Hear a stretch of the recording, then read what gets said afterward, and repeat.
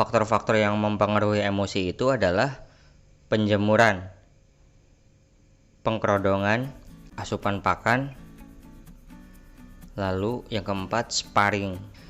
Kenapa penjemuran bisa dianggap menaikkan emosi? Kembali lagi ke sifat alami sikonin. Di alam, udara panas yang berlebihan atau bisa dibilang musim kemarau, ketersediaan pakan akan berkurang dan sangatlah terbatas, tidak seperti musim penghujan. Akan tetapi, mau nggak mau si konin harus tetap makan, sehingga dia mencari ke beberapa daerah yang ditinggali konin lainnya dengan cara memberanikan diri, yaitu bertarung.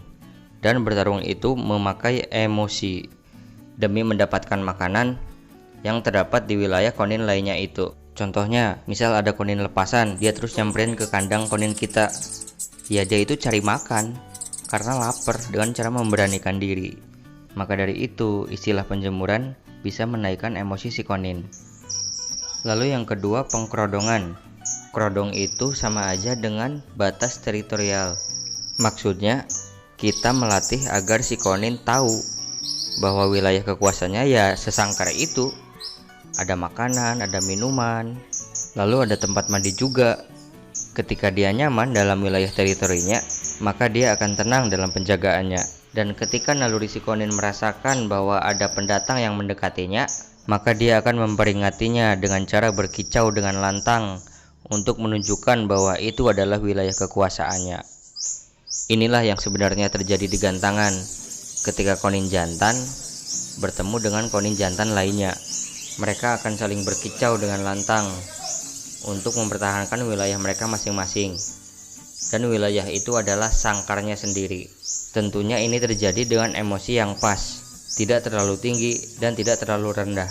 Jadi kerodong itu berpengaruh untuk menaikkan emosi. Lanjut yang ketiga, yaitu asupan pakan.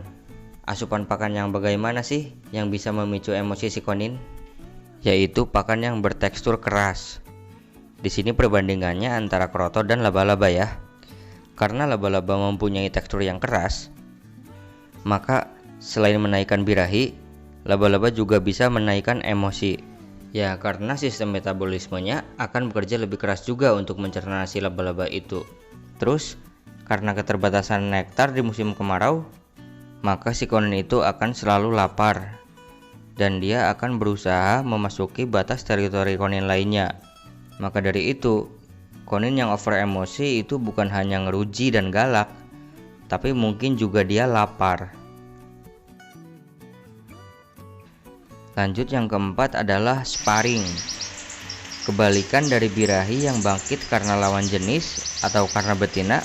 Nah, maka emosi ini akan bangkit dengan sesama jenis atau dengan jantan. Mereka akan berusaha saling mengintimidasi untuk menjadi raja koloni. Akan tetapi lambat laun mereka akan menyadari bahwa tidak mungkin mereka masuk ke batas teritorinya masing-masing. Jadi, sparring ini bisa menaikkan emosi, tapi lama-kelamaan emosinya akan turun dengan sendirinya. Ini yang sering saya bilang, konin galak itu harus banyak koloni agar emosinya naik, keluar, lalu terbuang. Begitu teman-teman, kira-kira mudah dipahami nggak ya?